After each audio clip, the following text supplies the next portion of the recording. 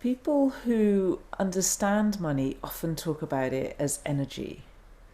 They can see the flows of energy across the planet, both at the micro level from one account to another account, and at the macro level where you have markets and you have movements of money through markets and from one market into another market.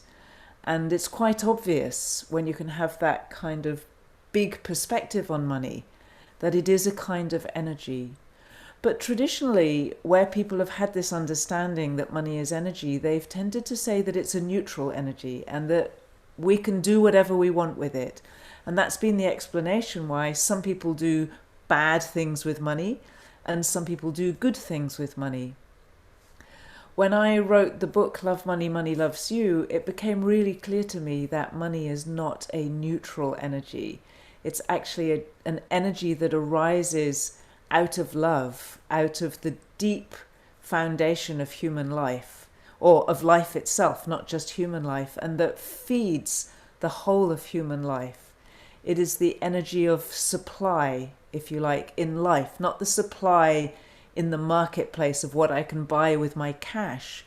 The energy of money is literally the energy of the supply of material in human life. It's the energy that responds when we want something, when we wish for something, when we would love something to happen. It's an energy that comes rushing in certain circumstances.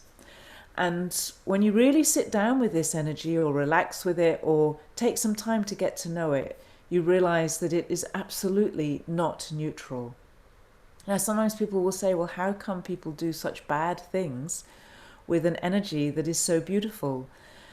The thing about that, I don't want to get too much into that, but the point about this is that human beings can do what we call bad things with just about any aspect of life. Life itself is beautiful, the planet is beautiful, nature is beautiful, children are beautiful, people are beautiful. But sometimes when we are very disconnected from ourselves and full of fear and worry and unable to feel the beautiful nature of life, then we do things that are profoundly disrespectful to life and to the beauty of life. And this is not something we can put outside ourselves and say, oh, those evil people over there, they do terrible things, but I'm a good person. I only do good things. Not one single one of us can claim to only do good things. We all have negative thoughts. We all have actions at times that come from fear. We all have times when we hurt another person because we've lost touch with ourselves or we're unable to feel love in that moment. Every single one of us can connect with that.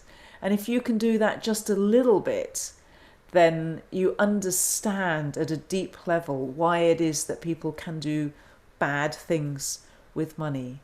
So let's not get distracted by that. That is the human aspect of how we act with life. That is not about the fundamental nature of money itself. So if we see money as an energy, and if you sit down and really relax with that energy, and you do that just by inviting it in, by saying, I want to relax with the energy of money. I want to get to know the energy of money better. I'm interested in the energy of money. I'm curious about the energy of money. I want to feel the energy of money. I want to experience it consciously so that I know more about it, so that I know what it is. If you say or think any of those things and give yourself a little bit of time and really relax as you do it, you will directly start to experience that energy. It's really that easy. You don't need to do something very, very special. It's difficult to do it if your mind is very busy. It's difficult if you're very afraid or very, very worried. You actually need to put aside the busyness and the fear and the worry if you want to be able to feel this energy that perhaps if you do have a lot of worry or fear, you're not very used to feeling in your life. But if you can do that, you will then start to feel something different. And you might not feel it exactly the same as I feel it, or anybody else. But that's the point. The point is to explore it and get to know it and become familiar with it and see what its true nature is. And that is really through a process of exploration and discovery.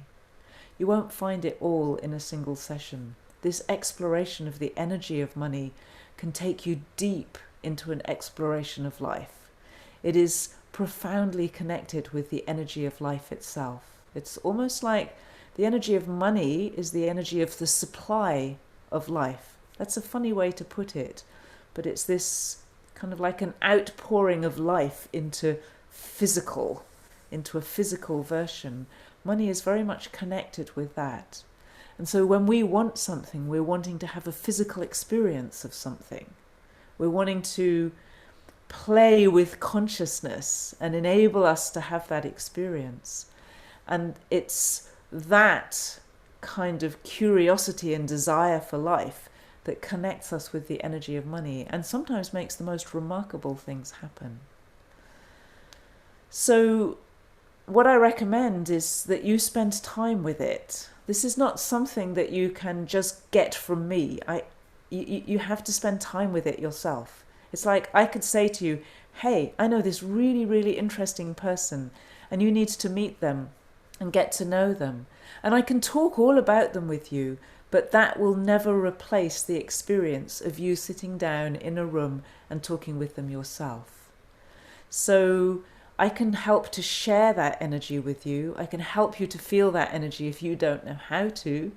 I can enhance that experience for you, but you still need to get to know it yourself, because that's the only way that it works. And as you get to know it, and as you make friends with it, and as you feel more comfortable with it, and softer and more open, you'll discover that you're not so afraid, and you're not so worried, and you're not so closed, and you don't have such rigid boundaries like, I hate rich people, and I hate people who do this, and I'm so afraid of this, and I don't ever want this to happen. All that kind of hard edges, hard approach to money will start to soften as you get to know what it really is, because you'll realize that it's an energy that you couldn't possibly hate.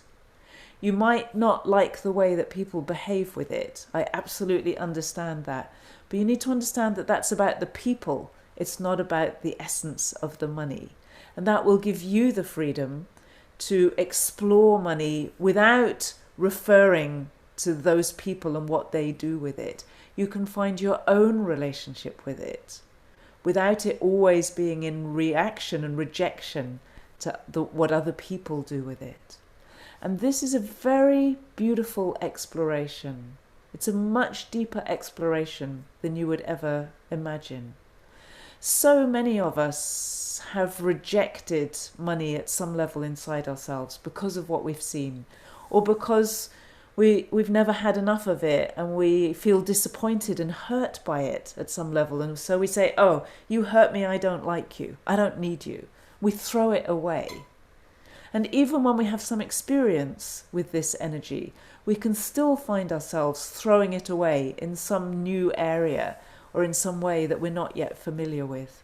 And so I encourage you, wherever you are, whether you have almost nothing or you have so much that it worries you all the time because you're afraid of losing it, or anywhere in between, I really encourage you to become more familiar with it, more friendly with it, and get to know it in its essence. Don't prejudge it, but allow it to reveal itself to you. Allow yourself to discover and to explore what is the true nature of the energy of money. I know that you will find this profoundly rewarding, and it will change your attitude to money very radically. You'll never ever be able to think about it or feel it in the same way. And I've only seen good come from that. When we soften our approach, when we come closer to what's really true about this extraordinary energy that is so powerful in our lives, then it always, without fail, enhances our life. Okay, so I really encourage you to explore that and have fun with it and free yourself up around it and enjoy it. Money is not here to torture you or to hurt you. Money is here to help you and to bring you whatever you ask for. But it's really important to learn how to cooperate with money, how to be a good friend with money, so that you can actually experience that for yourself.